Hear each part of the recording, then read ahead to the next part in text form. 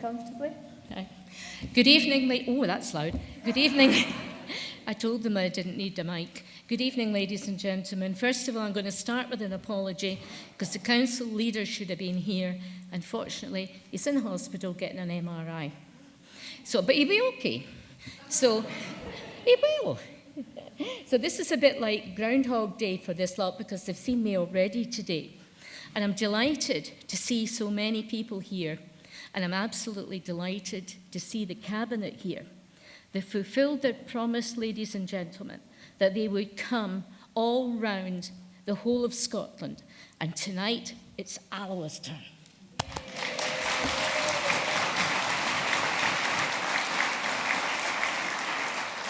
I've only got a minute, so they told me. But, this has been a terrific event to have here. And it's almost like Willy Wonka and the Chocolate Factory and trying to get that elusive magic ticket, because there are many, many people who weren't able to get a ticket for tonight. So you're very privileged to be here and to be here and have your Cabinet. So I'm delighted that you're here, and I'm sure it'll be a lively session. Looking around some of the faces that I see in the audience, I know it'll be a lively session, won't it, June? So, ladies and gentlemen, without further ado, please welcome First Minister Nicola Sturgeon.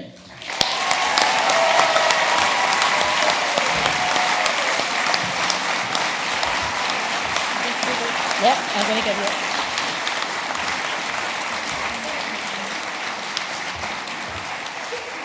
Nicola, on behalf of the Council and indeed everybody here in Clackmannanshire, we'd like to give you a little memento of tonight's occasion.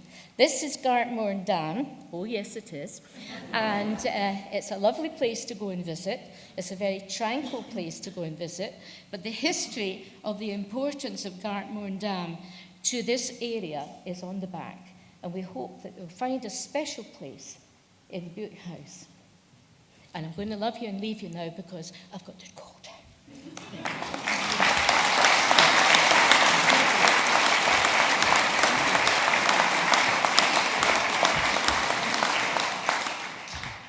Thank you very much indeed, Provost, for your introduction and for that incredibly kind gift. I do know that Gartmore Dam is the oldest reservoir in Scotland, so it's a wonderful little bit of history to have been presented with this evening, and I can assure you it will take pride of place in Bute House.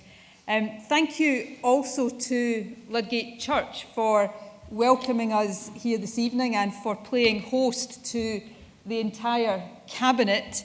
We've all had a wonderful day in Alloa, and it's, I think, really appropriate to round off this day of visits and different events with an opportunity for all of you to put us on the spot and ask us some difficult questions.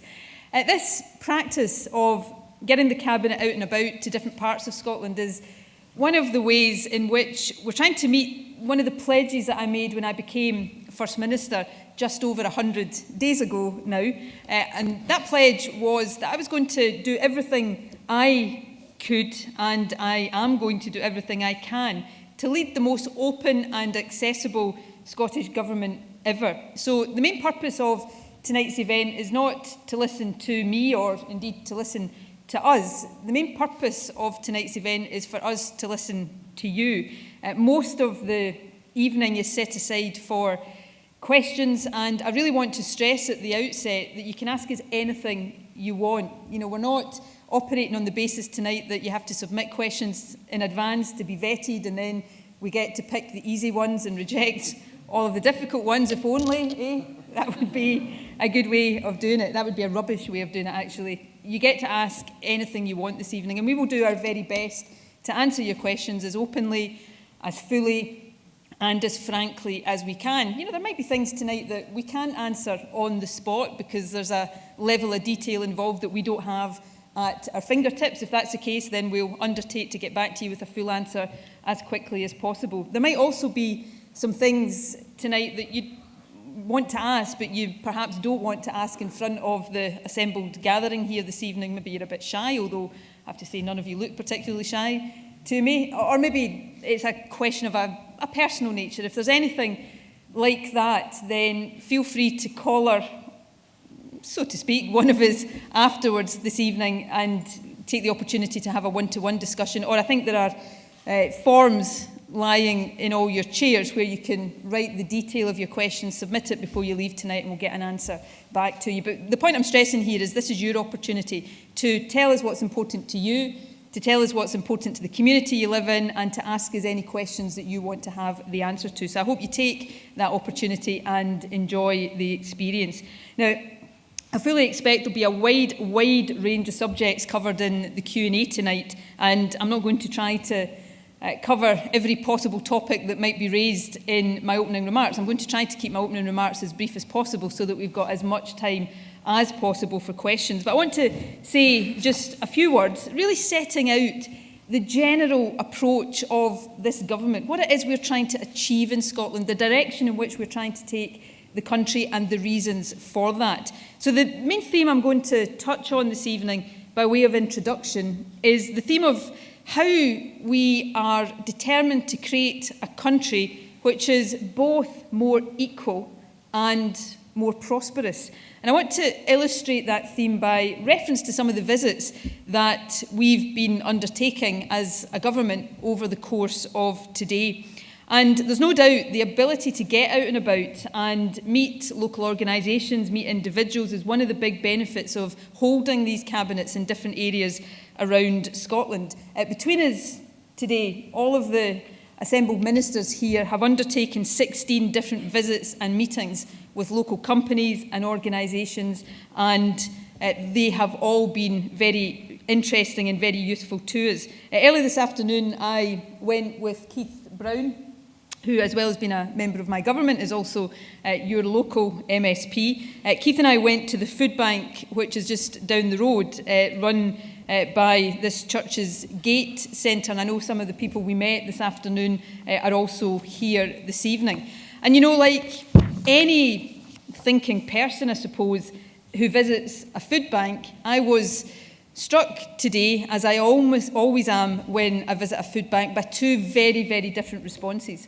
You know, on the one hand, I was full of admiration for all of the volunteers who work so hard to deliver that service, people who are committing their time and their energy to help people in need. And that is such a fantastic example of the compassion and the solidarity which marks our society at its very best. But on the other hand, I defy anybody to visit a food bank and not also at the same time feel a deep concern and a deep anger and a deep frustration that we need food banks at all in 21st century Scotland. This rich country of ours should not have food banks. Now, the Gate, I know, served, and they told me this afternoon, 35,000 meals last year. That's a 60% increase on the year before, and this year they think they might have to serve 50,000 meals.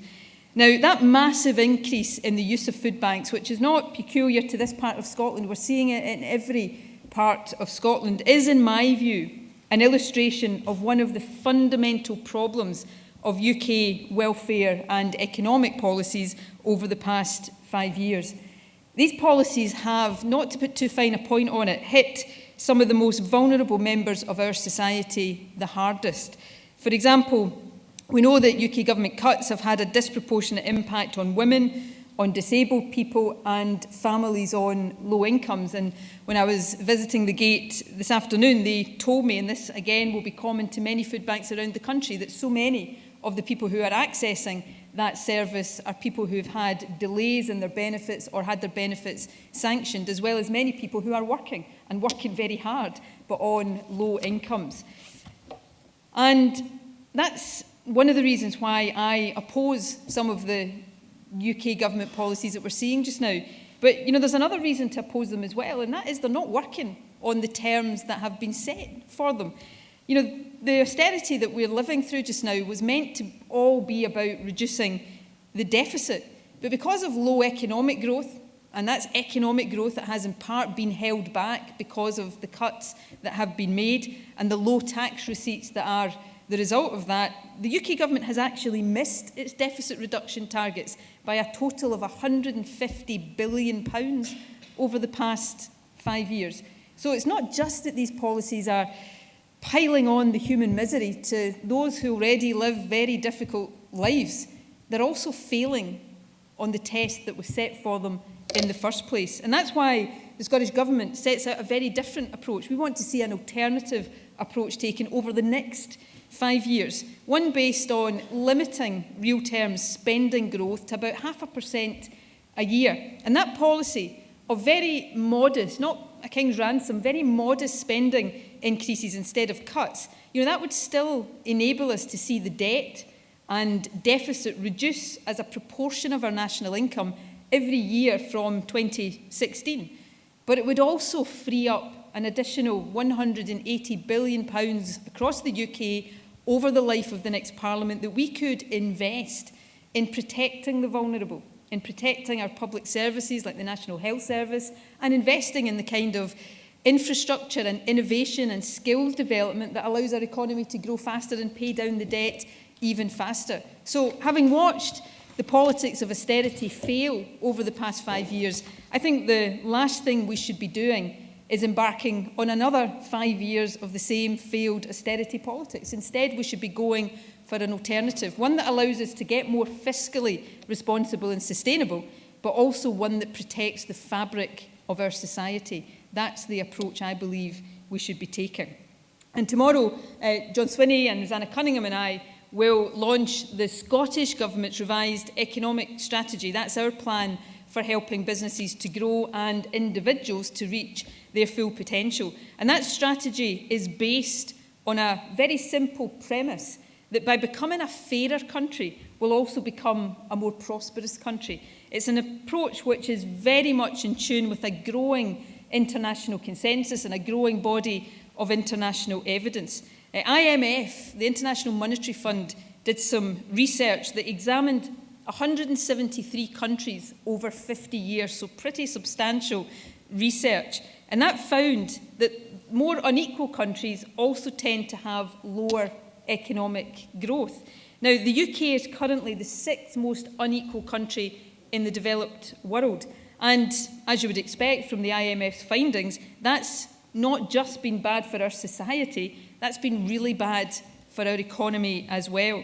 It's been estimated that inequality reduced the UK's economic growth by 9% between 1990 and 2010. Now, that's a statistic, but when you look at that in terms of the real cost to our economy, the cost of that inequality has been a total loss to the UK economy of £100 billion. That's £1,500 for every person living in the UK. So that's the cost of having a society that is as unequal as the one in which we live. So the Scottish Government wants to take a different approach. We want to tackle inequality as part of our efforts to boost economic competitiveness. We will, and we are determined to do this, promote fair work and the living wage. We want to encourage more women and disabled people into the labour market, tackle intergenerational poverty so that everybody gets a fair chance in life. And we want to ensure that the benefits of growth are felt not just by the few in our society, but by the many, that they're felt right across our cities, our towns, and our rural areas. And we'll also back business to the hilt, because you can't have a more equal society with strong public services unless you've got a strong economy with strong businesses earning the wealth that pays for all of that. So we'll continue with the policies which have done so much already to help companies across the country. The small business bonus, for example, which helps round about 770 business premises here in Clackmannan. And it also means we'll continue to do everything we can to invest in infrastructure, innovations and skills, and we'll work hard with businesses to help them export their goods and services to other parts of the world. One of the other visits I was able to make today with Richard Lochhead was to the Williams Brothers Brewery. They've been incredibly successful recently, so successful that they're now considering options for expanding their premises, and they're in discussions with Scottish Enterprise about that. Williams employ 36 people here in Alloa. They sell to more than 25 different countries across the world, and they're part of a food and drink sector in Scotland whose exports have increased by 50% in the past 6 years, now totalling more than £5 billion. So food and drink is a global success story. The Scottish Government has supported that, as have our enterprise agencies.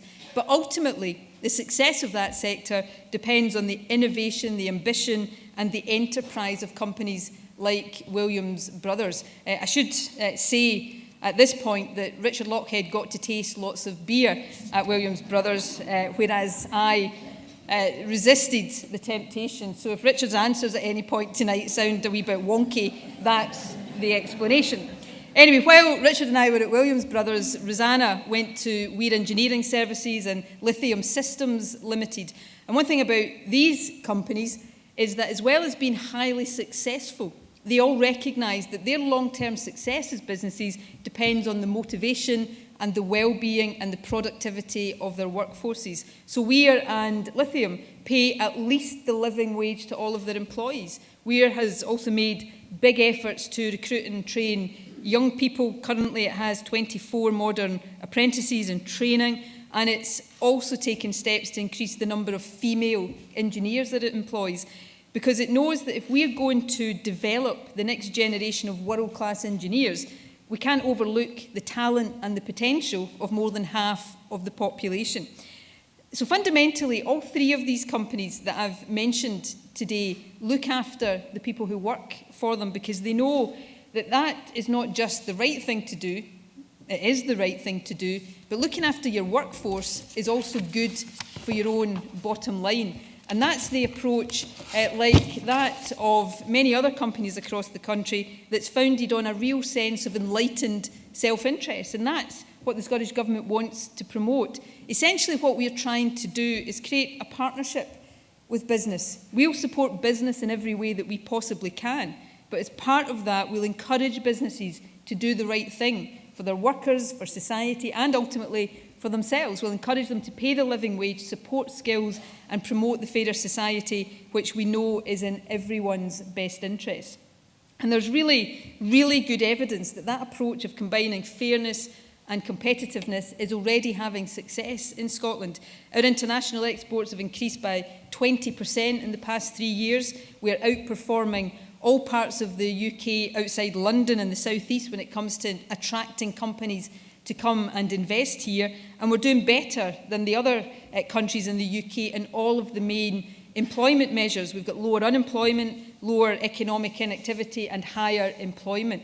If you take Clackmannanshire just as an example, almost 93% of last year's school leavers are now in employment, education or training. Now that's up from the year before, when the figure was just over 88%. Now, there's more to do. At 93% is still not good enough. There's 7% that we still need to work to get into those positive destinations. But what we are doing is making a difference, and we need to keep making sure that that heads in the right direction. And that, therefore, is what this government's approach is all about. It's about understanding that a strong economy and a fair society are not competing objectives, they go hand in hand. You can't have one without the other. And we're trying to foster that sense of shared national endeavour so that we can make sure that we pursue both of those objectives just as vigorously, one as the other. So that's the overall approach that the government is pursuing to support prosperity and equality. But as I said at the outset, tonight is more about us hearing from you. One of the wonderful things about Scotland is that we are relatively small. There is no reason why we cannot harness the views and the opinions and the ideas of everybody across our country. You know, one of the wonderful things about the past 12 months in this country, through and up to and after the referendum, was the way in which we all got that opportunity to consider and debate the kind of country we wanted Scotland to be. Now, it won't have escaped your notice that the outcome of the referendum wasn't quite what I had hoped it would be. But nevertheless, something wonderful was unleashed in Scotland, a real energy and empowerment and sense of possibility. And that's what we now have to harness so that we can move this country forward. That's what this government is determined to lead, but we can't do it alone. We will only do it successfully in partnership with our businesses, with our third sector, and crucially, with communities like this one. So thank you very much for listening. I look forward now to your questions. I certainly look forward to passing all of the difficult ones on to my Cabinet colleagues. Thank you very much indeed.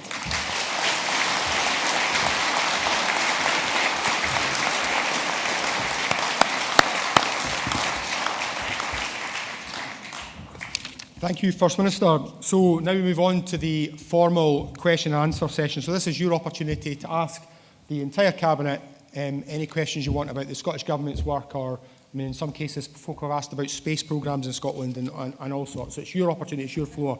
Maybe first of all, I can introduce you to all the Cabinet who are on the stage just now. So on the back at the far left is Richard Lockhead, who's the Rural Affairs, Food and Environment Secretary.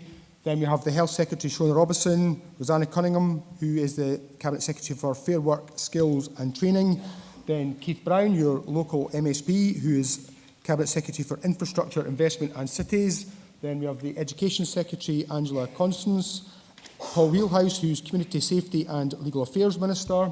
Then at the front, the far end, we have Fiona Hislop, who's the Cabinet Secretary for Culture, Europe and External Affairs, followed by John Swinney, the Deputy First Minister, and then Alex Neil, who's the Cabinet Secretary for Social Justice, Communities and Pensioners' Rights. So we've got about an hour for the question session, and there are always more questions than we have time for. So as the First Minister said, there'll be an opportunity to speak to Ministers and Cabinet Secretaries in the hall after over a cup of tea, and there's also forms on your tables, on your chairs if we don't manage to get to you. If you fill them in, you will get a written response. So, if we can make a start, if people can put their hands up, I'll take questions in groups of 3. If you put your hand up and say who you are, and we'll hopefully get through as many questions as possible. You are well ahead there. Yeah. If you wait till the microphone comes to you and then say your name. Hi, my name's Lucy Drummond. Firstly, I'd like to say thank you to Nicola for giving us the first ever gender balanced cabinet. I think that's amazing.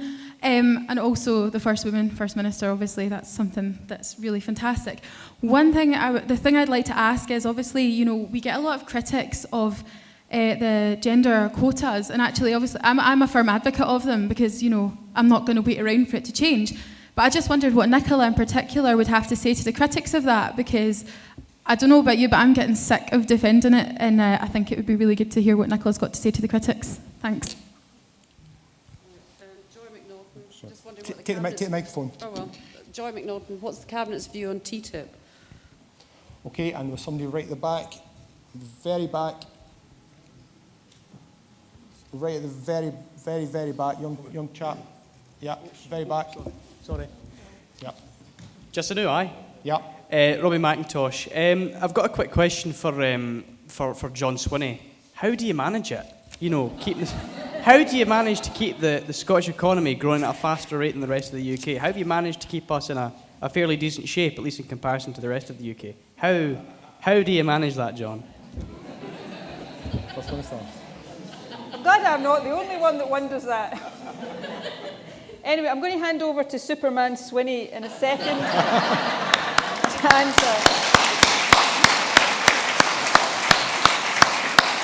to answer Robbie's question, and then Joy's question as well about TTIP. Let me take the first one on gender balance. I hope we can make a lot of progress around gender balance without quotas, although I do believe that if we need to, then that should be used. How do I answer? The argument against quotas is that everything should be decided on merit. And I actually believe that. I think things should be decided on merit.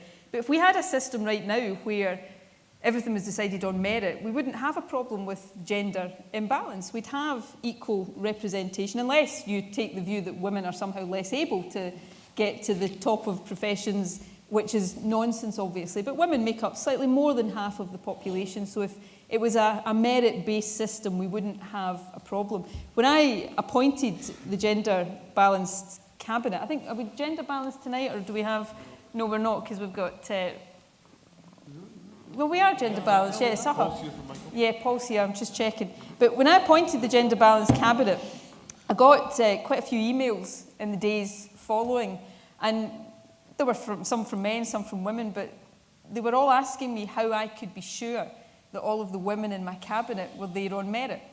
Now, not a single one said to me, how can you be sure that all the men in your cabinet are there on merit?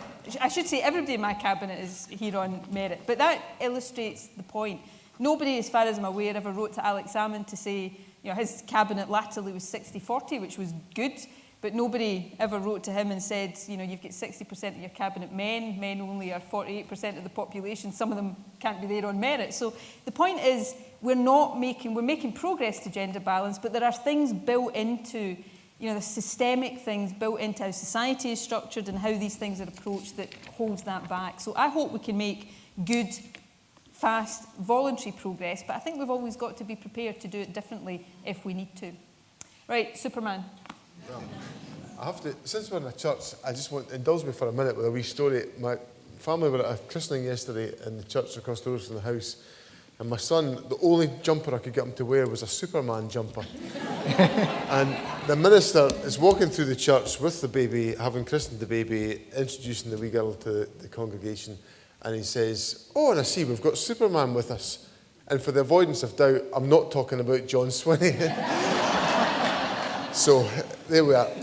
First of all, Joy's question about TTIP. This is a very important issue because it gets to the heart of two important questions about how we do our business and how our business is transacted as a country, and how we engage in trade negotiations. And secondly, it's got very serious implications for our public services. And what the government has been doing, and we've taken this line consistently with the UK government throughout the process of TTIP, is to make sure that two things are assured for us.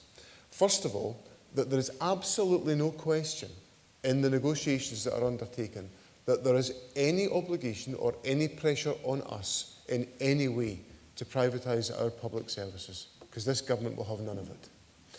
The second thing is that we've got to have protection that the dispute resolution process that's involved and proposed in TTIP somehow does not give corporations the ability to challenge the decisions that we take, not, for example, to privatise our public services.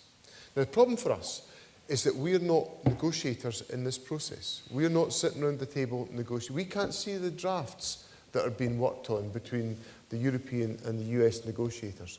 But what I will say is the strength of opinion that we've heard, and we do these events around the country and we're all out and about all the time, we have a message loud and clear of the nervousness within our population about this issue, which is why we've pressed the case so hard with the United Kingdom government. And what I think we need now is an absolutely cast iron exemption that guarantees the protection of the National Health Service and its exemption from TTIP. That's the way that we'll be satisfied that the concerns of our public in Scotland have been satisfactorily addressed. And that's what we're arguing for with the UK government. Now, we've taken that case to, as a parliamentary committee that's taken forward an inquiry on this, the European Committee. I appeared there a couple of weeks ago to set out the government's position, and I know the committee's looking at all these things very strongly. But fundamentally, we've got to get a message across to the negotiators that TTIP must not in any way jeopardise. Sorry, TTIP, I'm away. There's me using it's the Transatlantic Trade and Investment Partnership. It's a big negotiation between the European Union and the United States to essentially encourage more free trade. But by encouraging more free trade, some of the provisions of TTIP might erode our ability to run our public services in the way that we want to run them as a government and that we know our public want them to be run. And that's what we are arguing so strongly to protect as part of the approach to TTIP. So I hope that gives you the approach we're taking.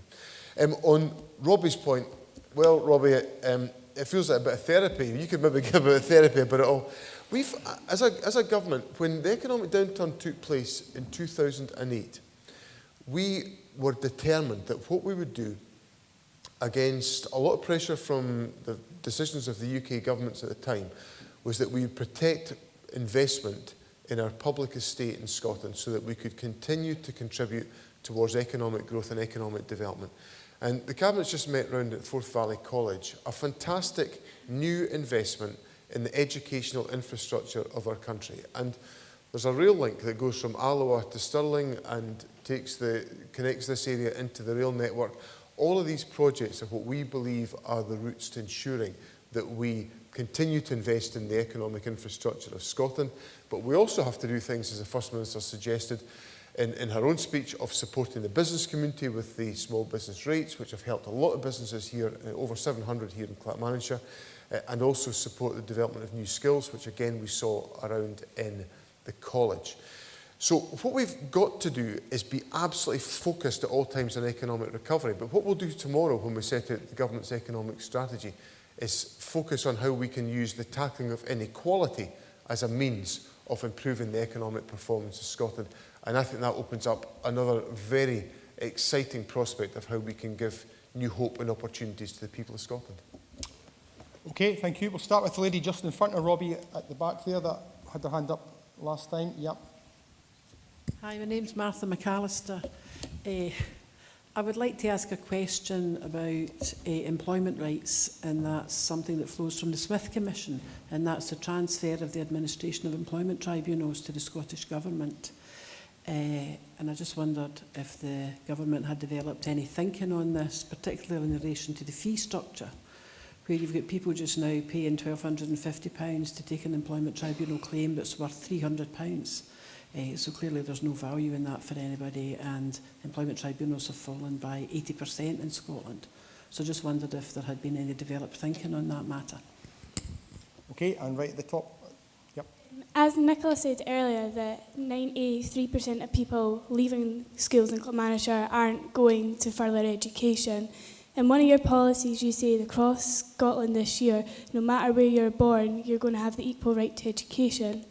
But as recently the Scottish Government said, no numbers in teachers will fall.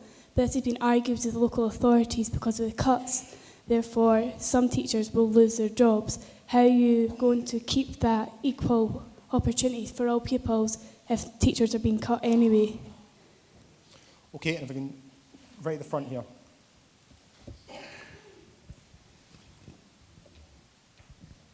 Thank you. Elaine Douglas from Stirling. Professor Michael Marmont's World Health Organisation's report on social determinants of health is widely accepted. However, when health policy is discussed, it's generally discussed in terms of purely the NHS. Given health inequalities are driven by social factors, does the Scottish Government have progressive plans to integrate health outcomes in its policies for education, housing, benefits and other social policies? Right, three very, very good questions. I'm going to ask Rosanna to answer Martha's question about employment rights and tribunals. Rosanna is Cabinet Secretary responsible for fair work, and access to tribunals is obviously a key component of fair work, although I suspect there's a bit of a crossover there into our justice portfolio, so Paul might want to touch on that as well. Question from the balcony, very articulate question, thank you very much. Angela Constance will answer that. We have just reached an agreement with all of our local authorities not to cut teacher numbers, but Angela will tell you a bit more about that. And I'm going to ask Shona to answer a very good question about social determinants of health and how we use improving people's health to improve education and other outcomes. So, Rosanna, do you want to kick off? Yes, thanks for the question. Employment law is reserved to Westminster, which is to say that it's Westminster that gets the say on any aspects of that law, and that includes running the employment tribunals. Not all tribunals are run from Westminster. We have some that are run here in Scotland on devolved issues, but the employment tribunal is one which is directly run from Westminster, and we basically outright oppose the fees that have been introduced, and we see quite clearly the massive effect that that is having on the rights of workers, or the access that workers have to employment tribunals, so that the ability for people to take grievances to a tribunal, huge numbers have just fallen away from that. Women who've got every right to make an argument about equal pay can't afford to go any longer to employment tribunals. Race discrimination cases at employment tribunal, folk can't afford to do it. So it's leading to a catastrophic drop in access to the tribunal, and that means that workers' rights effectively are being eroded. Now, it isn't clear to us. There's been discussion, as Paul Wheelhouse may refer to, discussion for quite a while. And as it happened, I was formerly doing Paul Wheelhouse's job, so I was involved in some of this, whereby there was a suggestion that the tribunals be devolved, or at least the administration of the tribunals devolved to Scotland. But that would have left us in a position of running the tribunal and having to, as far as we could see, apply the fees, because that was what Westminster was telling us. So there's a real tension in there about what actually will emanate from the Smith Commission if it does at all. But that's been a live discussion for well over 2 years, if not 3 years. And there's no huge clarity yet on what would actually be meant by it. We wouldn't want to be applying fees. If we had full control over it, we wouldn't. And I'm not clear whether or not that's what's going to be allowed. I don't know if Paul can enlighten us further. Supplement that.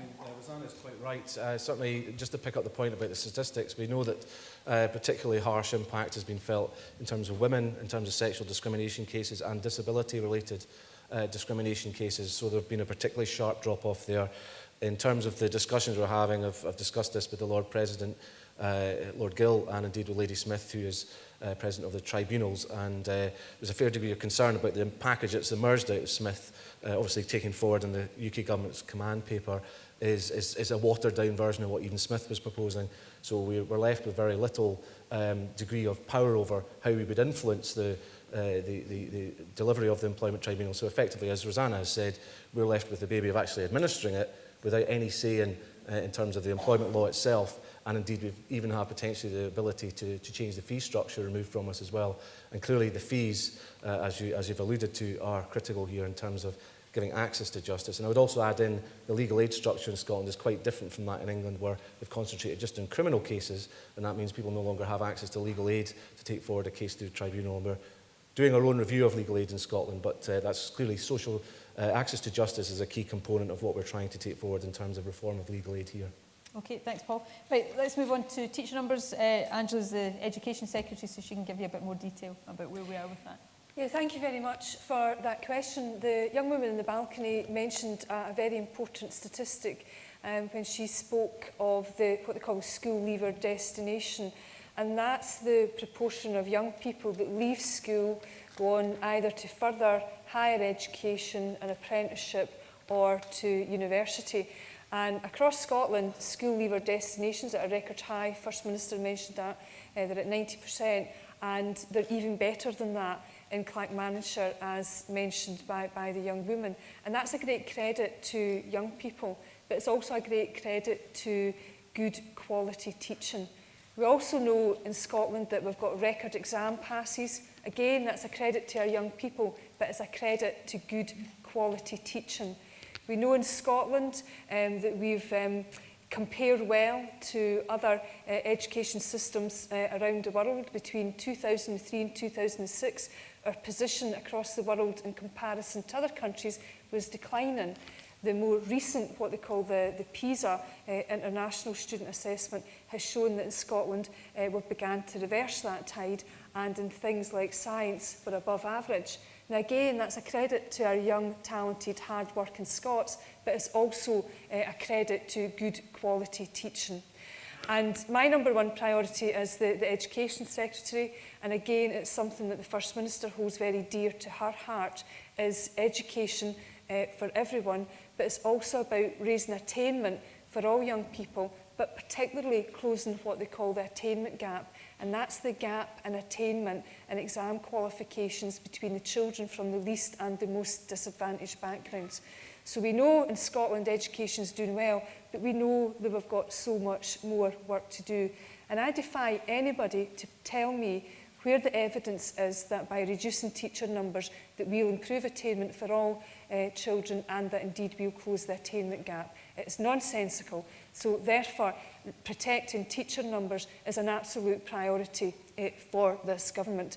And since 2011, every year we've invested an additional £41 million in the local government settlement to protect teacher numbers. And what we've seen last December was a small but nonetheless very disappointing decrease in teacher numbers. So as a result of that, the Scottish Government, we took action. We had many discussions with our partners in local government via the Convention of Scottish Local Authorities about what more that we could do. And as a result of that, we now invest, as of the next financial year, £51 million extra to protect teacher numbers. We couldn't secure agreement via COSLA, and we therefore went to each and every local authority in this land to sign up to an agreement to protect teacher numbers. And I am pleased that every local authority has made that agreement. And that's good news for the profession, but more importantly, it's good news for our young people. Good.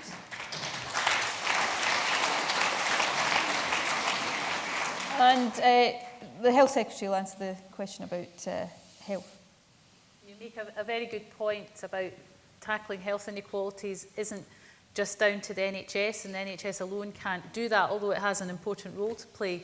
But this is about all of the rest of government all facing in the one direction to tackle health inequalities. In fact, we had a discussion about this at Cabinet today, this very point. So, you know, it is things about, it's about income, it's about jobs, it's about the living wage and making sure that work pays. It's about tackling what Angela's just been talking about in terms of educational attainment. It's about good affordable childcare. It's about affordable quality housing. It's about all of these things, and we are been working very hard to align government to make sure that everything we do, and we're scrutinising everything we do, that to make sure we're facing in the right direction to begin to tackle some of the deep-seated health inequalities, which leads to life expectancy differences. We can have two people living about 2 miles away from each other, and one will have 10 years additional quality of life expectancy than the person who is living in poverty. I have to say, just to end on this point, that despite all of the efforts that we're making in that direction, it can be undermined by government policy elsewhere. And if you look at what the UK government is doing, and we've heard about this earlier on in terms of welfare policy and economic policy, that can actually undermine some of that good work. When you see some of the welfare policy that we then have to try and mitigate against, that can undermine some of the good work that the Scottish Government is doing. But we're absolutely focused on that, and I believe with early intervention in the right place, we can absolutely turn people's lives around and give them the best opportunity in life. Okay, hands up again. We're just here. Right down the front. Yeah, sorry. Right at this end here. Okay. Hello, my name's David McGarr. If there's an in-out referendum in 2017 and the United Kingdom leave the European Union against Scotland's will, is that a mandate for another referendum on Scottish independence? Okay, somebody over at the back at this side. Oh, lady here, right in the middle. Yeah. The microphone will come across to you. Thank you. I'm Mireille Pouget, and my question is about local democracy, local government and community empowerment. And I would like to know what your position is. There's been quite a lot of talk about that our local authorities are too big and therefore not as representative as they could be. They are the biggest, in fact, in Europe. And I know there's also a report from the Commission for Strengthening Local Democracy, but I know it comes from COSLA. I am a community councillor, and I'm not sure community councils have got a lot of power. In fact, they've got no power and no budgets. So what is your position on actually having a more representative local democracy? Okay, and one question at the top there, yeah.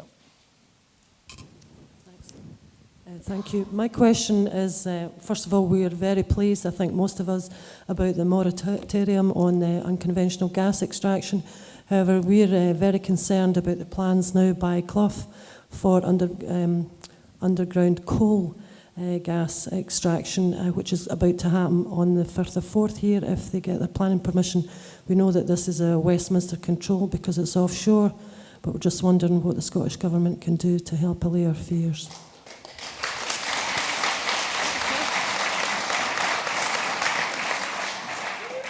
Okay, obvious and not surprising strength of feeling about that issue here. Obviously, we have recently announced a moratorium on onshore fracking. I'm going to, in a second, ask John to address your question in detail.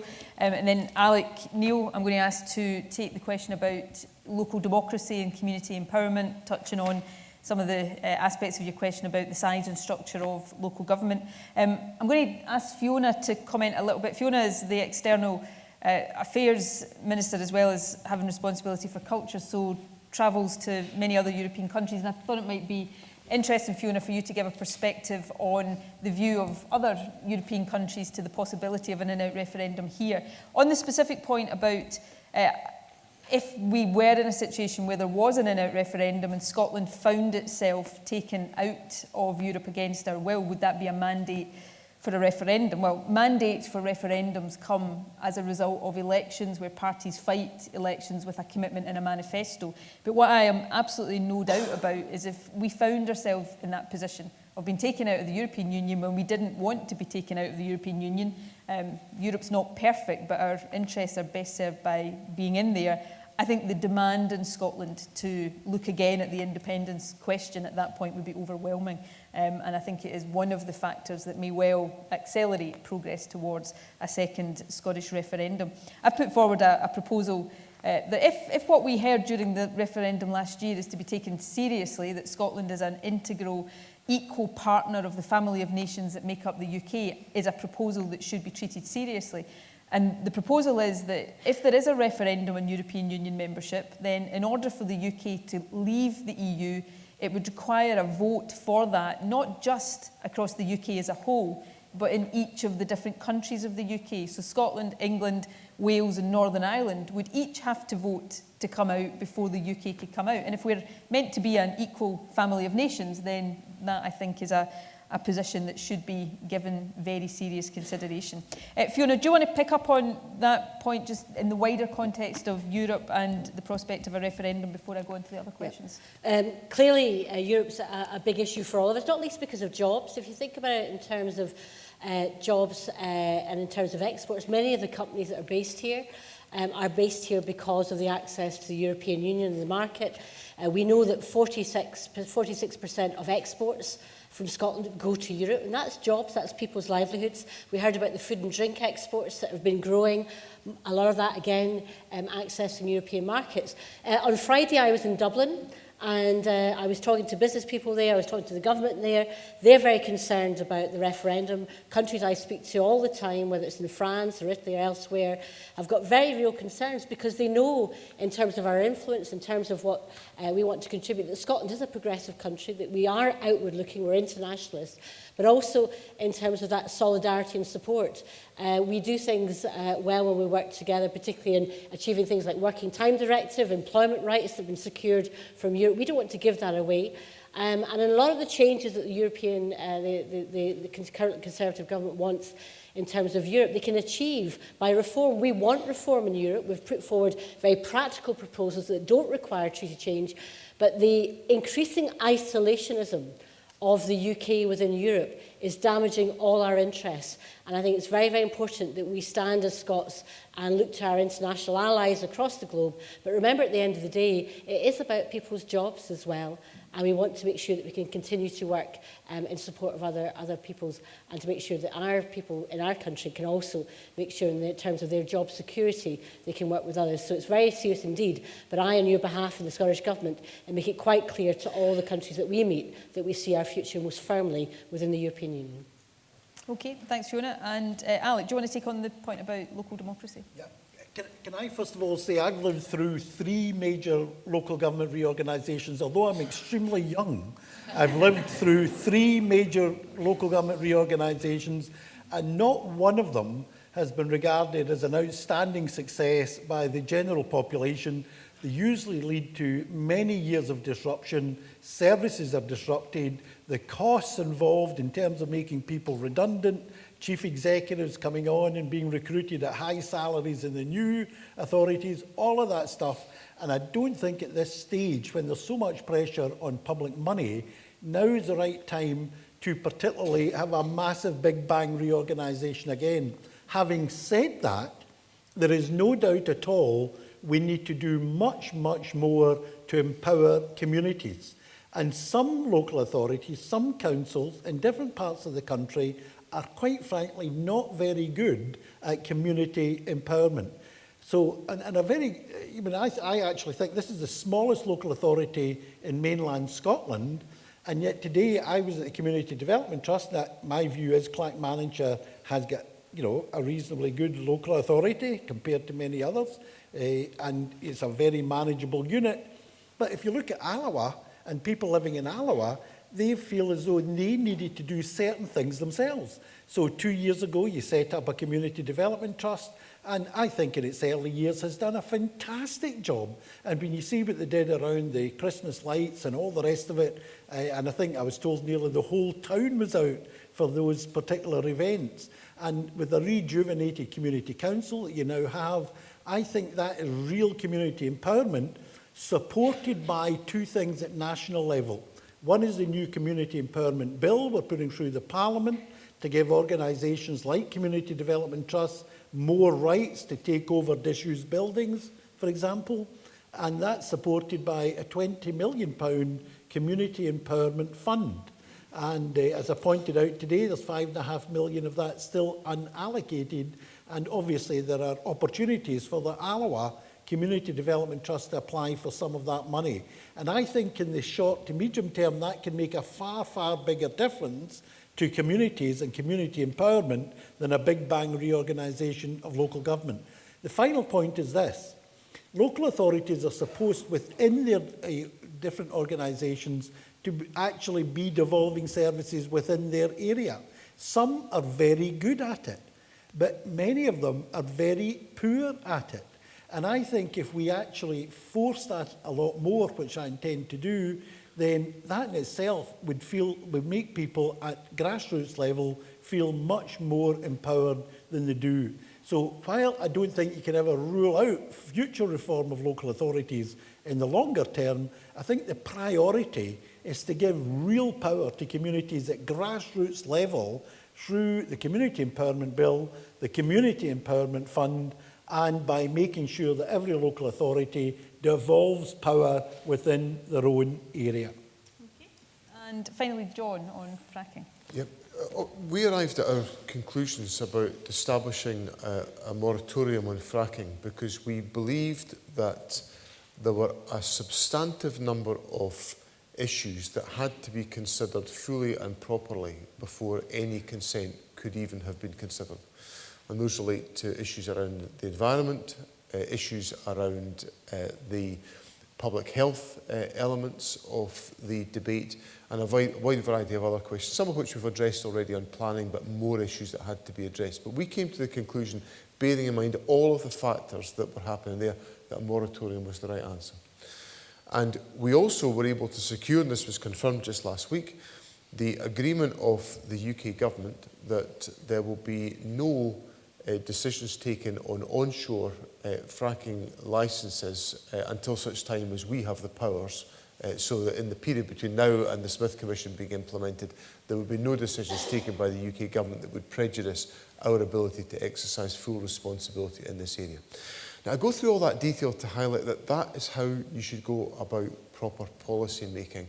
Evidence-led, looking for the evidence to ensure that people are properly informed about all of these issues.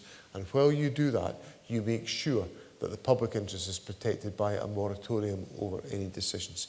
Now, as the lady said quite correctly, underground coal gasification decisions are for the UK government to take forward. They're offshore. But I think the lessons of how we've gone about this process on the onshore issues, of looking for the evidence, researching the evidence, engaging with the public about all of these questions, is exactly the right way to proceed on these questions. And I would encourage the UK government to follow suit in relation to underground coal gasification offshore. Okay, we're probably past halfway, so if folk have questions, please make sure you get your hands up as quickly as you can. So down here at the front.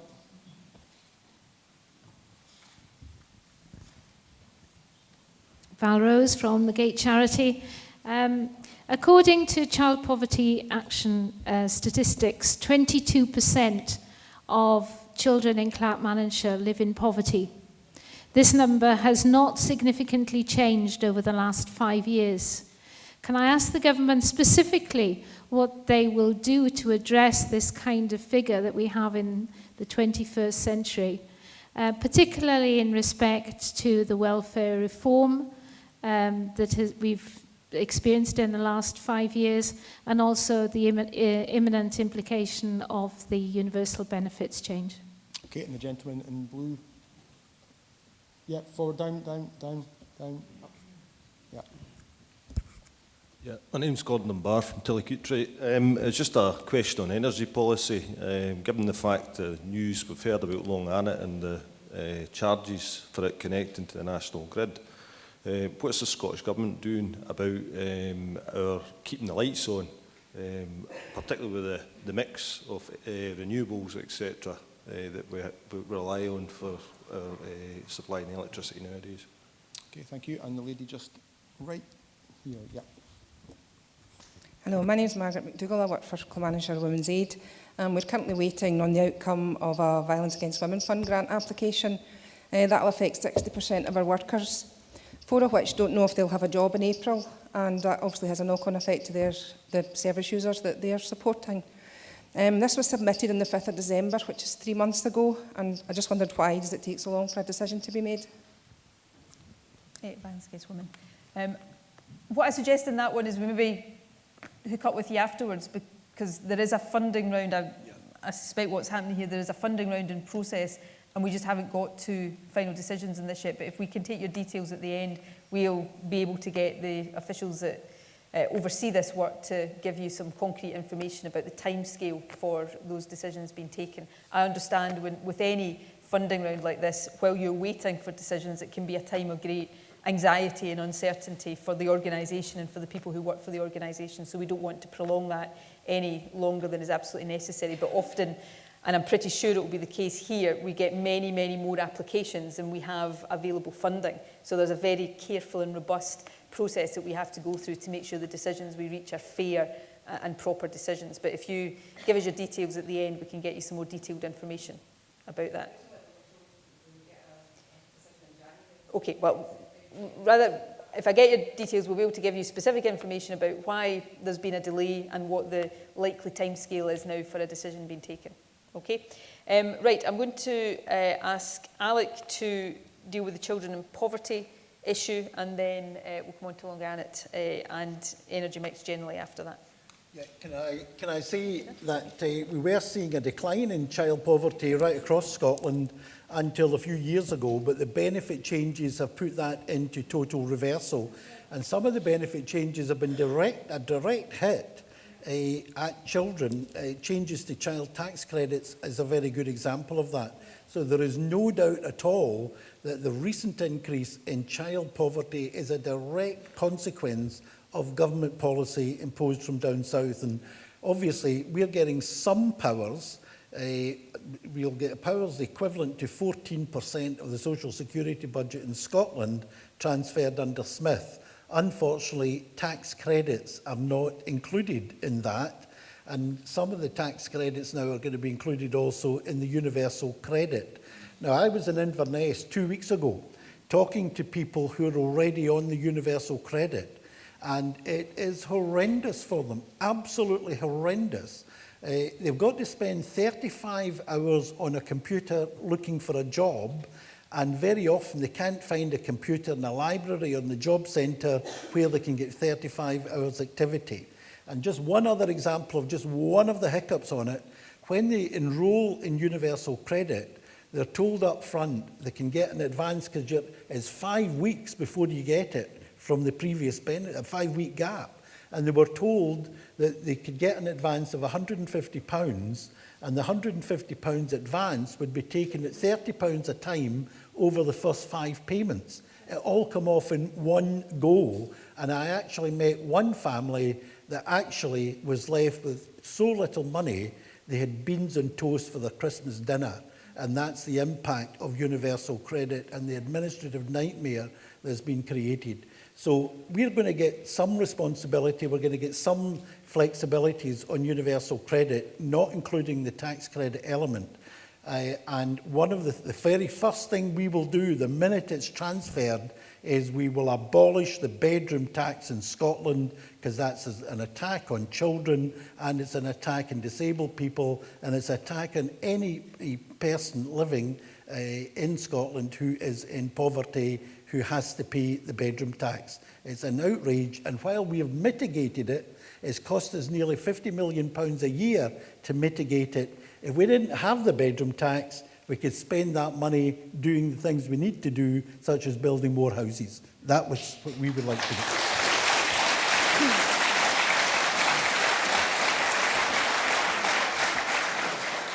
On the gentleman's question about Longana, I'm going to ask John to say a word or two about the specific what the government's doing to try to get the UK government to see sense over Longana and the transmission charges that are creating such a problem for it just now. I spent, before I came to Alloa today, I spent the morning at Whiteley Wind Farm, which is run by Scottish Power Renewables, and that's an example of the success we're having in renewables. We now, I think about just over 40% of our electricity consumption comes from renewables. Last year was the first year where the same proportion of our electricity was generated from renewables as was generated from thermal sources. So renewables are a big success story, but we still need the thermal contribution that plants like Longana and Peterhead can make. And the policy of the UK government is putting Longana at significant risk. And John can update you on the work we're doing to try to mitigate that and get them to change course. Exactly, First Minister. The problem at Longanet is the Longanet has got many, many years of productive activity that it could continue to contribute towards the grid. The problem is the charging regime, and the issue, Longanet pays over £40 million to connect to the grid each year. An equivalent generator in Yorkshire would pay about £15 million, and one in London would receive millions to connect to the grid. Now, this is about a historic mechanism of charging which has disproportionately affected Scotland badly, and large generators like Longanet. So the First Minister has been in communication with the Prime Minister to get him to understand the significant threat there is to security of energy supply. And it's not because there's a problem with Longanet, the problem is the charging regime. Longanet can continue to contribute towards the energy requirements of the country. And so our concentration is about trying to get that charging regime resolved in a way that makes it sustainable for Scottish Power to keep Longanet open for many more years to come. But that, of course, has got to be set within the context of the wider efforts that we're taking to rebalance our energy supplies. We have international obligations to decarbonise our electricity generation. That's why we've invested in a variety of different renewable technologies in the wind sector. The tidal sector is the beneficiary of substantial investment into the bargain. There's also investment into wave to broaden the sources of energy supply. But we will still always need significant baseload capability, and that's why it's important we resolve the transmission charging regime for Longanet and enable Longanet to contribute to make that continue to make that contribution. Okay, I should say before you take questions, Keith and Richard are getting off scot-free at the moment. So if you get questions on transport or infrastructure or fishing or farming or the environment, now's your chance. Okay, anyone there? Right at the front. Is it me? Yes. My name's Angela Leask, and it was just one thing, or two things, but are linked. And the first one is we've got a very good scheme here in Clackmannanshire called Clacks Works, and it helps people that have been unemployed for a period of time, and it works with them on an individual basis, and it helps them get into employment for up to like 6 months at a time. And one of these recipients of that has been my son. He's 23 years old. But he's also got like what you would call hidden disabilities. And his thing has been extended for 6 weeks. Now, before that, he had to go through 2 years of triage, which absolutely done nothing to help people get into work.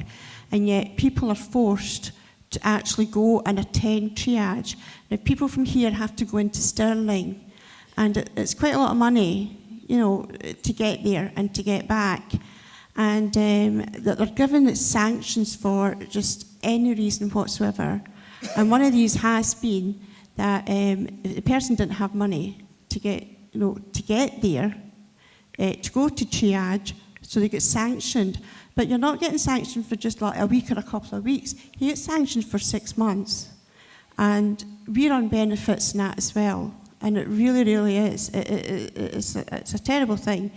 And I think that it shouldn't be that you have to be going to triage for 2 years before you can get onto things like the Clacks Works. And I think there should be more of these schemes, and it should be available for people, you know, who have been unemployed, not for 2 years, but a lot less than that. And the other thing I'm just going to pull Keith about for the transport is, as you can see, I'm disabled, and a lot of people I know are also disabled, and the bus services around here are deplorable for people with disabilities. It was meant to be that that all the buses in Scotland were meant to be disabled accessible by 2015, and that was put back to 2017. And something really needs to be done about it now, because there's too many buses that we seem to get all like the old buses and the offcasts. You know, Clackmaran seems to be the poor cousin of Stirling, etc. I go into Falkirk all the time, and they've got brand sparking new buses everywhere. And we get all these old O and P and R and S double-decker buses, which have the steps up into them. They're old, they rattle about like the old shebangs. They're filthy. I think we're getting the picture here. And there's too many buses as well that they don't have disabled access. There's not a ramp, right? So you can't get onto them. And then if you do have a ramp and you can get onto them, if there's somebody sitting in where it says, if a wheelchair person comes on, could you please vacate the seat and let them into it? Too many people. Keith's going to be able to answer the point, I think. We've got the question. We're keen to get as many more questions in All right. as we Well, can. it's just that even if we can get onto them, right, there's somebody sitting in there and the bus driver says, could you move? But if they don't, then we can't get on. Keith's going to be on the spot in just a minute, all right? Just 1 minute. Thank you for that. Gentleman, just 2 rows from the back, right in the middle. And then the gentleman next to the lady. Hi, I'm Cameron. I'm the candidate for the Scottish Youth Parliament in Stirling. Before I get on to my question, I'd just like to personally thank the Scottish Government for lowering the voting age. I voted for the first time in my life, and I proudly voted yes to Scottish independence.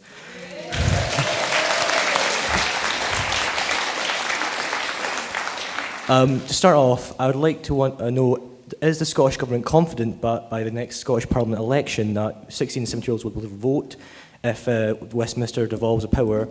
And second of all, is there any future plans for the government to keep young voters engaged into politics in the future? Okay.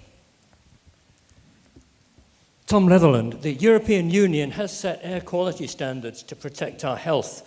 When will these be met throughout Scotland, and what's the government doing to help us meet them? Okay. I'm just trying to work out which one of my cabinet is responsible for air quality standards. Does anybody want to volunteer? Richard, I think that's you. He's been on the beer, yeah.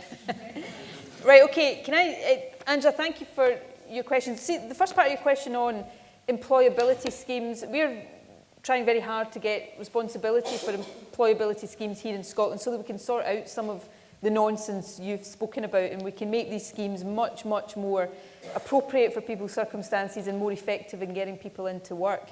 The benefit sanctions system, I mean, let me say first of all, nobody should get a free ride on the benefit system. If you're capable of working, you should be working, and if you're just deliberately trying to avoid working, then yes, you shouldn't get away with that. But the way the sanctions regime is being used just now is penalising genuinely vulnerable people. who, you know, you've described a situation where you don't have the bus fare to get into Stirling, so you're getting sanctioned. I've had people come into my constituency surgeries who end up in a sanction because their child's been ill, they've had nobody to look after them, they've not been able to go to the job centre, and they end up losing money and can't feed their children. It's immoral, frankly. It is downright wrong and immoral. And what makes it worse is that all of this effort is being put in by the UK government in penalising people in these circumstances where they let the tax avoiders and the tax evaders off scot-free most of the time. It's about time we changed our priorities round. And on Cameron, your point, firstly, good luck in the Youth Parliament. I'm probably not allowed to wish you luck because they're non-political elections, but good luck anyway. I think it's fair to say we are confident very confident we'll get the voting age lowered to 16 for the Scottish Parliament elections in May next year. The transfer of responsibility from the UK government to the Scottish Government is almost complete, and we will then, once it is complete, we will take a piece of primary legislation through the Scottish Parliament which will be on the statute book, if all goes according to plan, which we're confident it will, by June, the end of June this year. I think it's a real shame that 16 and 17-year-olds, having got to vote in the referendum, and whatever your scepticism might have been about that, and a lot of people were sceptical about it, that was one of the big success stories of the referendum, the engagement of young people. And it's such a shame that those young people are not getting to vote in the general election in May. So we can't do anything about that, unfortunately, but we can right that wrong for the Scottish Parliament elections, and we're absolutely determined that we're going to do it and very confident that we'll do it as well. How we get young people to stay engaged? The experience of the referendum, for me, and this doesn't just apply to young people, it applies right across the age spectrum, is it wasn't people like me or any of my colleagues here who got people engaged. People got themselves engaged because suddenly they had a decision that really mattered and it really meant something to them and they could see why it was important. So that's what we've got to do. Keep convincing people that politics and government and the big decisions that your vote rests on and influences, these things matter. And I think we'll see more and more people stay engaged in Scotland because that experience of the referendum, whatever side of the debate you were on, was such an empowering one last year. But thank you for your vote anyway, and hopefully you'll get the chance to do it again at some point in the future with a different outcome. Anyway, that's me off my soapbox. Right, Keith, why does Falkirk have bright, shiny new buses and your constituents here in Alloa don't? But seriously, there's some serious questions in there about disabled access. So if you can take that, and then Richard, if you can take the question about air quality standards. Yeah, when I saw Angela was going to ask a question, I thought this is going to be about the fantastic job we did to get the railway back to Alloa, or the fact that we got the new bridge over the Forth called the Clipmanager Bridge when it comes from Falkirk and goes into the Fife, but we got it called the Clipmanager Bridge.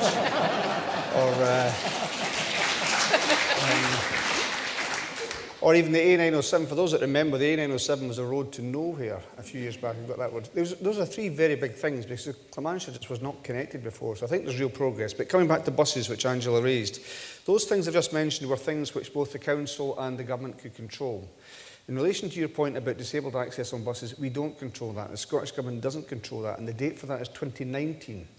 I've written to the UK Government, I think at least twice, asking them for us to have the power to introduce legislation that would oblige bus companies to have proper disabled access. Now, in the absence of that power, and it's not proposed that it should be devolved to us, in the absence of that power, the thing we can do is try and influence it. We try to do that through a thing called Bus Service Operators Grant. We also do some stuff called Green Bus Funds. So we'll help pay the bus operators the difference between the cost of a green bus, an environmentally friendly bus, and a standard bus. And the other thing, of course, is concessionary travel, trying to use that to make sure we can get the best possible deal for people with disabilities, so they certainly get that concessionary travel. The only other way we can influence is by coming along to my office. Angela, I can write to First Bus and the other bus providers. I should say, in relation to Clipmanager, with Alec Neil recently, we did a lot of work with the Health Board to make sure that we retained the 2 hospital buses, against the odds, I have to say. And those are good buses, they're modern buses as well. And it is true to say, for some general services, and I would have to say, it wouldn't just be said in Clipmanager, if you go to Falkirk and even parts of Stirling, they'll say the same thing to you as well. They're not happy with the standard of the buses. In fact, the worst area is often school transport, which is what we're trying to concentrate on just now. So there is work to be done. All I would say is please come along to my office, and again, as I've done in the past, I can write to First Bus, we can make representations to them to try and make sure that they improve it. But in terms of the law, it's the UK government that has that power. Okay, thanks, Keith. Richard? Thank you. Well, one of the good things about Europe, of course, is that Europe has, over the last couple of decades, set down really high environmental standards, which all the member states have signed up to achieving. And it is indeed the case that high air quality standards have been set down, and they apply, of course, to Scotland. And there are some hotspots in Scotland in terms of our bigger cities, where we have to work very closely with the local authorities to improve the air quality in our town and city centres, because clearly the quality of our air and the pollutants in our air affects our health, and our well-being, and of course our quality of life. What we have to do is work very closely with our local authorities, because it's very much down to local transport strategies and public transport strategies. So for instance, Keith coincidentally just mentioned the Green Bus Fund and trying to change our public transport in particular, as well as other transport, to greener fuels, to put less pollutants into the air. Because clearly there's congestion in city and town centres, that's where we have the air quality hotspots. So there's a lot of work happening at the moment. A lot of the work in past years has been developing the understanding of the impact on our air quality on humans and measuring it. And of course, a lot of the work in most recent times has been what to do about tackling it. And as I said before, that comes down to the strategies, whether it's transport or pedestrianisation in our town and city centres, that local authorities have to adopt. So at the moment, we recognise some of the hotspots are challenging to get to the targets in the next few years, but we're working very closely at Scottish Government level with local government to try and make sure we clean up our air. Okay, time is against us, so we're going to have one last round of questions. Before I ask for general hands, we've already had three people who are standing in the elections to be members of the Scottish Youth Parliament in the area. So is there anybody else who is standing that hasn't asked the question? Okay, that's good. That's to be fair, because obviously we don't want to be partisan. Good luck to you all in those elections. Okay, hands up then for the last round of questions. At the front here, gentleman here, and over here. Yeah. Hi, I'm Lynette Wilson. I'm an early years officer for Falkirk Council.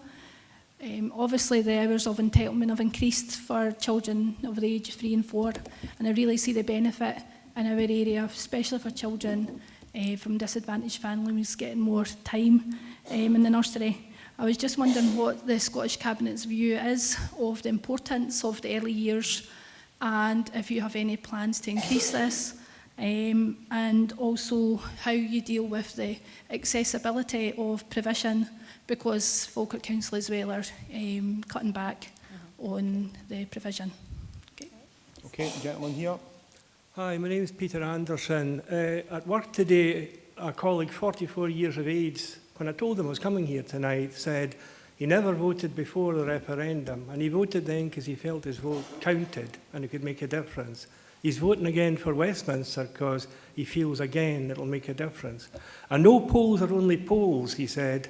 In the event of a landslide victory in Scotland, he says, and I'll say, what can we do to get rid of that abomination in the Upper Clyde, get rid of Trident?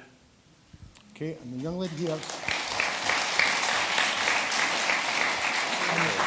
And it's okay, First Minister, I'll sneak the lady in over here who's been hiding behind the post, so after. So. Yeah. Hi, my name's Hannah. I've been studying at the University of Stirling currently. As you can tell, I'm English, and I've experienced the English education system, and two things that I've noticed in our education system is the flaws in the help given to the disabled, so students with dyslexia or dyspraxia, and also the awareness of mental health and how it is educated in schools. I was wondering how the Scottish Government is standing on these positions. Okay, and one last question over there. I'm Anna Forrest, and I'm speaking on behalf of the Alloa Community Council, who have been taking an issue up regarding, twice Keith spoke about railway. We appreciate the railway, but there's a big problem when the train stops at Stirling that some people can't get up the steps because it's not disabled friendly. What's going to happen to get this station more friendly for disabled and young mums? Okay, thank you. Okay. Right, I'm going to ask Keith to address the point about disabled access to the railway station, and then Angela, can you answer the questions both from Hannah about how people with disability or mental health problems are supported in the education system, and also Nanette's very good question about the importance of early years and our plans to further expand early years and childcare provision. So Keith, do you want to go first? Yes, it's Platform 9 that Anna's talking about, and I see Cameron's here as well, who's been campaigning for this for a long time, and I think both will know. We've made a number of representations. One of the ways this is dealt with is through a scheme called Access for All, which I've mentioned to Cameron before. So the UK government oversees the scheme. We put in a number of projects every year, usually putting about 10 or 12 with the expectation the top 5 will be delivered. For the first time that I can remember, when I was Transport Minister, we proposed, Stirling was in the top 5 last year, and the Lib Dem Minister responsible took it out, and so it's not going to be done. So we have to look at another proposal for that. You're quite right to say, Anna, if you're on Platform 9, you're in a buggy or in a wheelchair, the access isn't there. And the response from Network Rail that really they're trying to get the freight trains to take a different path is not working. So we are looking just now, myself and Derek Mackay, to see what we, the Scottish Government, can do if it's to be the case that the UK Government's not going to address this through Access for All. And I hope that Derek Mackay will be able to respond to you very shortly on what we expect to do in Stirling Station. Okay, I'll see you then. This is just like a big surgery for Keith, really. Angela. In terms of Hannah's point, there are 3 important touchstones. Obviously, a cornerstone of our curriculum, as well as ensuring young people have a good grounding in literacy and numeracy, is health and well-being. You know, young people, you know, from the very early years, you know, need to be educated and aware of how to, you know, promote and protect their own health and well-being. The other aspect is initial teacher training.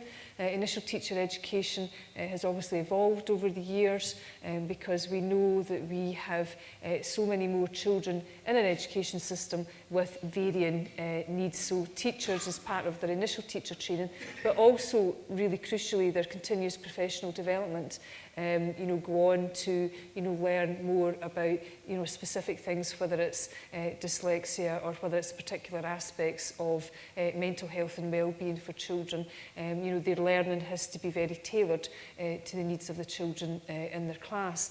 And the third thing I would mention to Hannah is the additional support for needs legislation for your children and young people, you know, by law with additional support needs, which is a very broad definition. It can be looked after children, it can be children with disabilities, it can be children with a more particular learning need like dyslexia or a mental health problem, that they, you know, have the right to have a coordinated support plan. And if that plan is not in place and, you know, does not meet their needs, there are ways in which that can be challenged within the Scottish education system via a tribunal system. I'm very glad that the lady in the front row touched on the cornerstone issue of the early years. You know, the expansion of early learning and childcare has been, you know, a cornerstone of this government so far. The early years is indeed the foundations to everything, not just to the individual learning and of children and young people reaching their own potential. It's actually the foundation stone of this country becoming everything that we aspire to.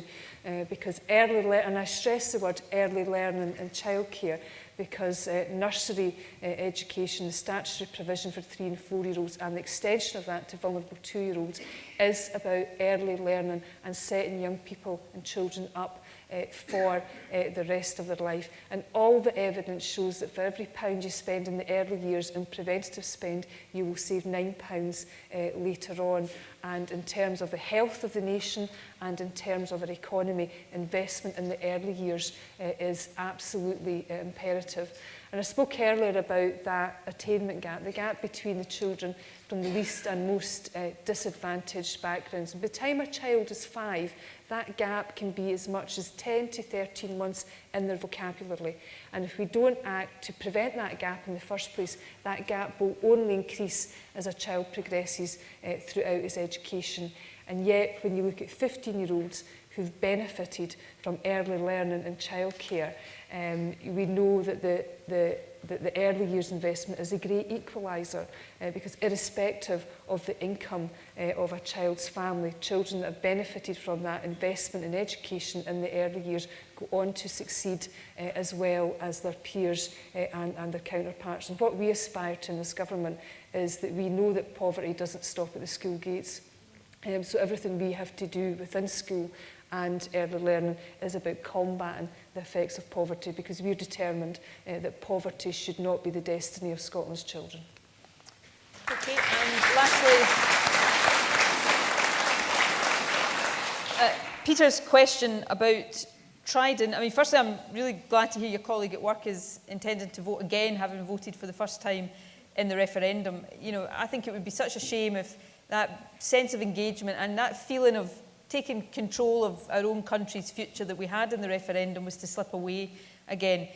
I think the really important thing about this election coming up is the opportunity it gives us to make Scotland's voice heard really, really loudly. What happened in the referendum was that Westminster suddenly realised they couldn't ignore us anymore the way they have done for years, decades, generations. And you know, the danger in the Westminster election is if we go back to doing things the way we've always done them before, Westminster will just think it's business as usual and ignore us all over again. If we play our cards right, that won't happen, and we can make sure that our voice is heard and our interests are protected, and the issues that we've been talking about tonight, issues that are really important to people across Scotland, they are forced onto and up the Westminster agenda. Now, on Trident, you know, if I can speak on behalf of my party for a second, the more SNP MPs there are in Westminster, the more votes there will be against the renewal of Trident. It's as simple as that.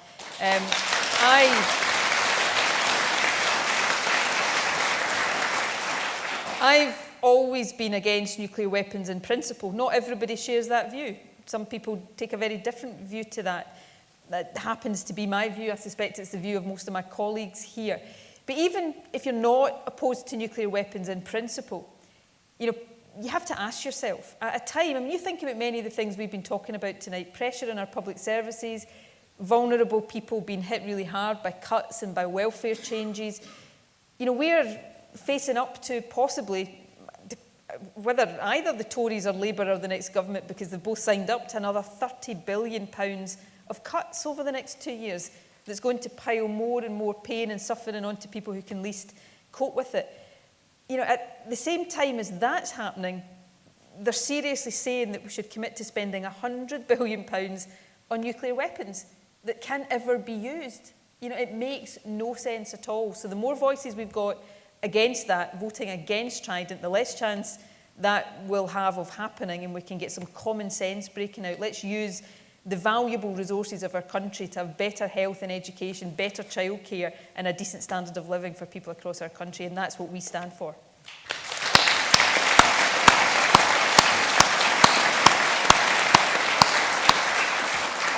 Okay, time is against us, so thank you all very, very much for raising such an interesting and diverse range of subjects. I think we've covered more questions in this session than we have anywhere else, and that was down to the brevity and preciseness of your questions.